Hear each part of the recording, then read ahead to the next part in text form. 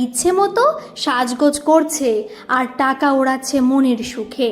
প্রতিদিনই তো দেখি ব্যাগ ঝুলিয়ে খটখট করে যাচ্ছে, কোথায় যায় কে জানে।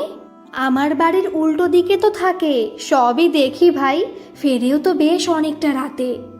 আর কি, শ্বশুর শাশুড়িকে বোকা বানিয়ে নিজের মতো চলছে। পড়তো আমার শ্বশুর বাড়িতে, বুঝতো। আমার ছোট ননদকে দেখেছ তো, সাদা শাড়ি তো পরছে সেই কবে থেকে, অনেক জোর করে ভাইয়েরা হালকা রঙে ফিরিয়েছে। মৌলির প্রতিবেশী এরা, তাই একটু হয়তো বেশি ভাবাটা এদের মৌলিক অধিকার। কোলা পসিবল গেটটা সরিয়ে নিজেই তালা খুলে ঢোকে বাড়িতে। মামনিকে বলেই দিয়েছে তাড়াহুড়ো করে এসে দরজা খোলার দরকার নেই। অনেক অঘটনের মাঝেও এই মেয়েটাই হয়তো এক টুকরো খোলা আকাশ কৃষ্ণেন্দু আর তৃষার জীবনে। এত দেরি হলো রে আজ? সেই কখন থেকে আমি আর তোর বাপি বসে আছি। মা, আজ খুব জ্যাম ছিল রাস্তায়, তাই তো বলেছিলাম আমাকে বাইরে বের করো না। বেশ তো ছিলাম ঘরের ঘরকন্না নিয়ে, তোমরাই জোর করতে শুরু করলে বেরোনোর জন্য। আমি এক্ষুনি আসছি চেঞ্জ করে। টেবিলে বসে প্রায় চোখ চলে যায় ফাঁকা চেয়ারটার দিকে। ওটাই একেবারে পার্মানেন্ট জায়গা ছিল সুমন্তর। হঠাৎই যে কি হলো, একটু চিকিৎসারও সুযোগ পেল না। গাড়িতে অ্যাক্সিডেন্ট, অথচ কত পাকা হাত ছিল ওর। আত্মীয় মহলে কানাকানি হয়েছিল, 5 বছর হলো বিয়ে হয়েছে, কোনো বাচ্চা কাচ্চা হলো না। কে জানে, হয়তো নেশা টেশা করে। তারপর কি এমন কাজ করে গো কে জানে, শুনেছি তো বড় চাকরি করে অফিসে। মৌলি আর বাড়ির সবাই জানে কিছুই করেনি, সবটাই হয়তো ওদেরই দুর্ভাগ্য।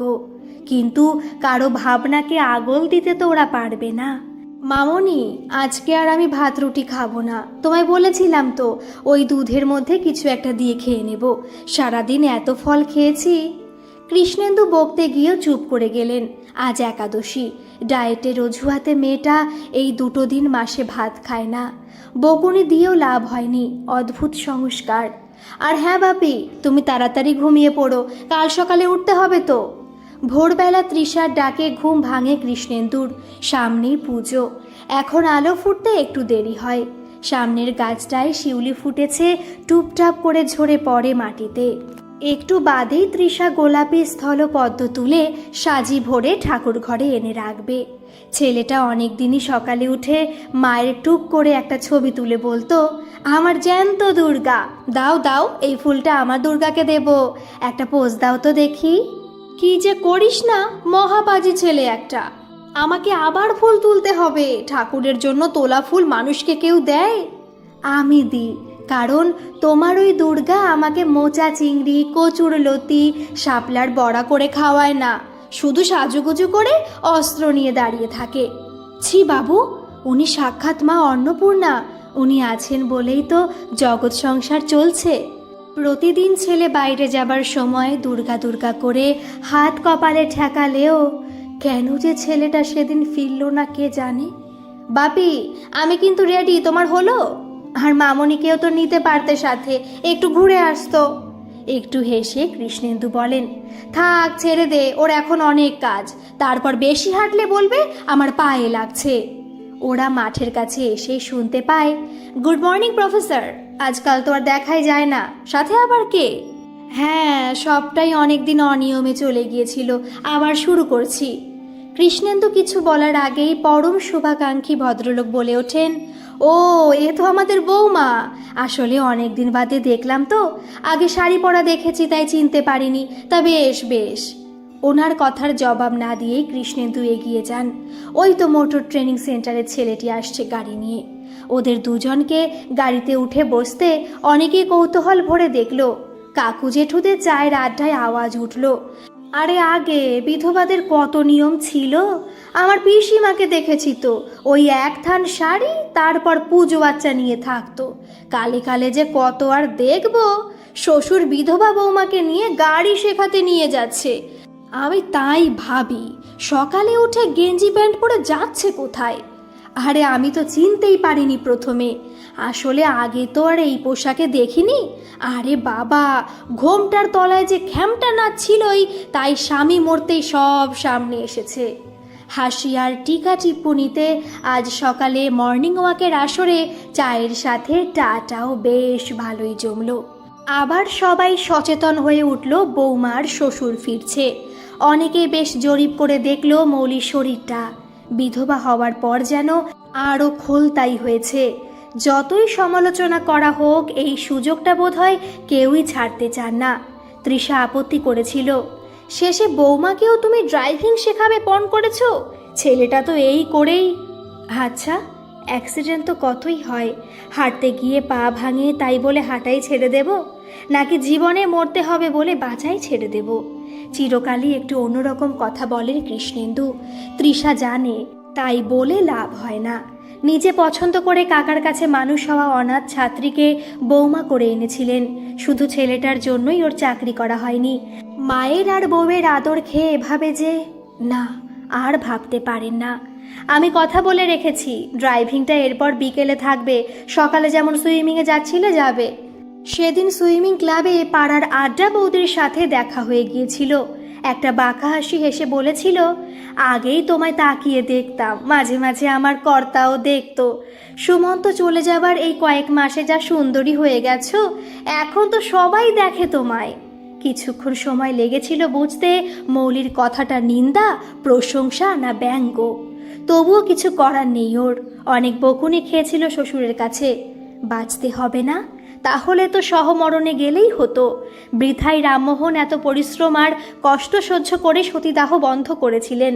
এবার ওঠো, এই সংসারের হাল তো তোমাকেই ধরতে হবে। নিজেকে তৈরি করো, অনেক ছোটাছুটি আছে।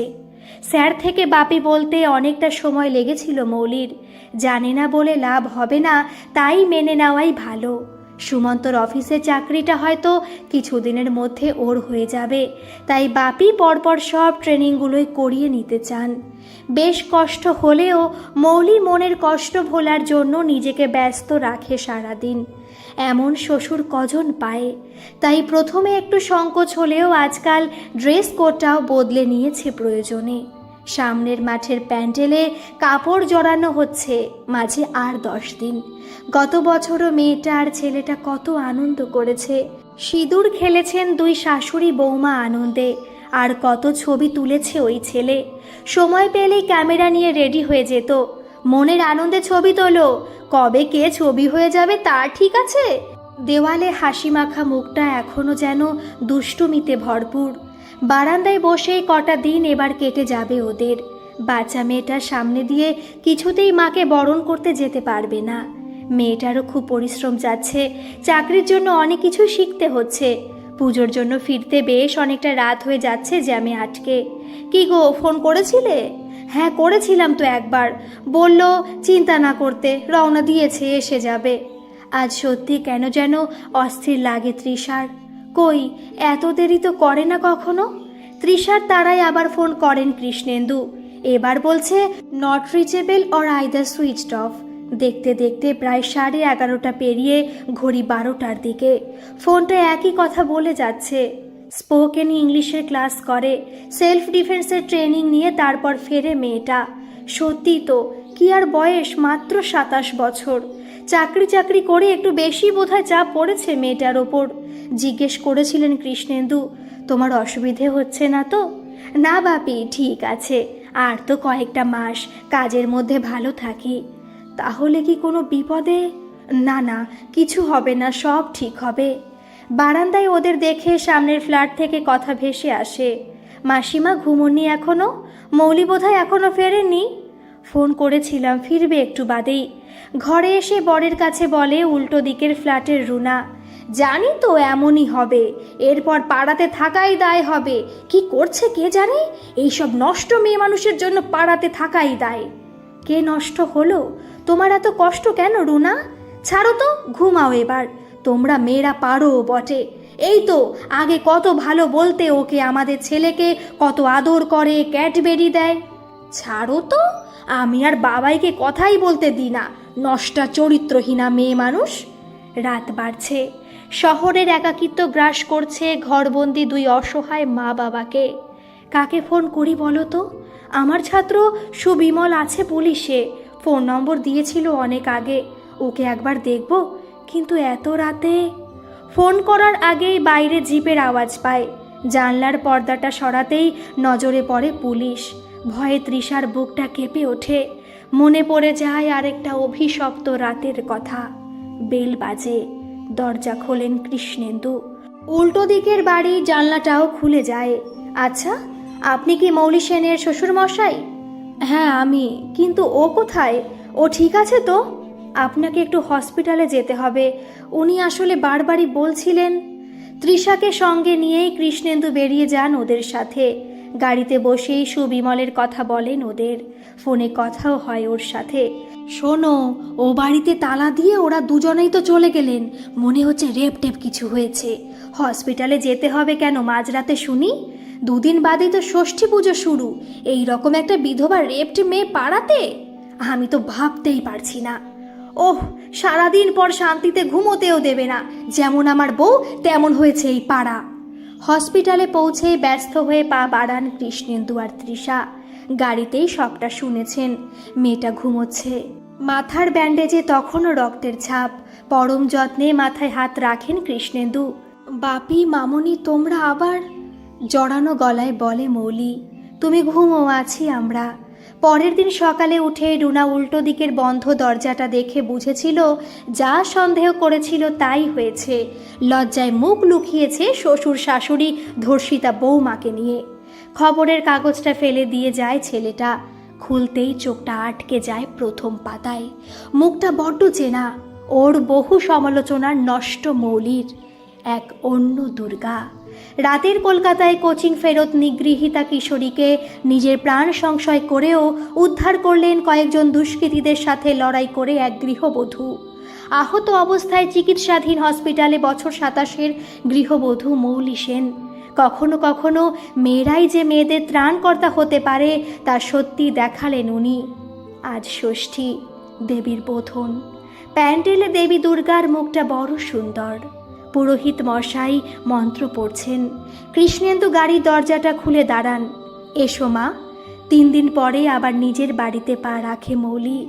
আজ সত্যি গর্ব হয় নিজের কন্যা সম এই অভাগা পুত্রবধূর দিকে তাকিয়ে কৃষ্ণেন্দুর। ভারত সরকারের গোয়েন্দা বিভাগে চাকরি করত সুমন্ত। তার মতো করেই গড়তে চেয়েছিলেন মৌলিকে এই কয়েক মাসে। বলেছিলেন যোগ্য হয়েই চাকরিতে ঢুকবে। ঈশ্বরচন্দ্র বিদ্যাসাগর মশাইকে তখনকার দিনে স্ত্রী জাতির আর বিধবাদের দুঃখ ছুঁয়েছিল। সত্যি তারা বড় অভাগা হয়তো এখনো।